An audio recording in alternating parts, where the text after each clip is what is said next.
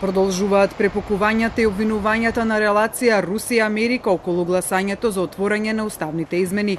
Руското МНР повторно го обвини американскиот амбасадор во земјава дека тој во петокот го водел целиот процес во собранието.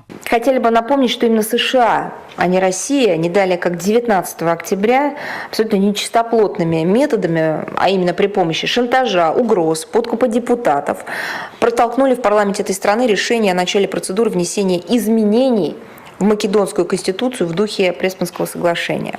Примечательно, что именно американский посол в Скопье находился в здании македонского парламента и непосредственно управлял этим процессом. Прво вакво обвинување до Джейс Бейли беше упатено во понеделникот, што тој го демантираше завчера.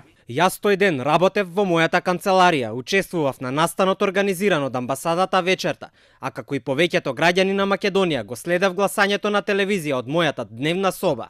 Обвинувањата од Москва за притисок и уцени врз пратениците од опозицијата претходно ги отфрли македонското МНР како целосно неосновани и невистинити, изнесени со јасна тенденција да се компрометира политичкиот процес од историско значење за Македонија и за нејзините граѓани.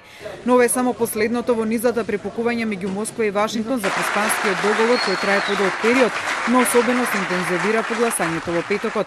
Реакцијата на руското МНР на изјавата на заменик помошникот државен секретар на САД Метју Палмер околу имплементацијата на Преспанскиот договор, реплицирајќи му дека неосновано ја обвинил Москва за очигледно мешање во внатрешните политички процеси во Македонија. Истовремено од руското МНР повторуваат дека референдумот одржан на 30 септември е неуспешен.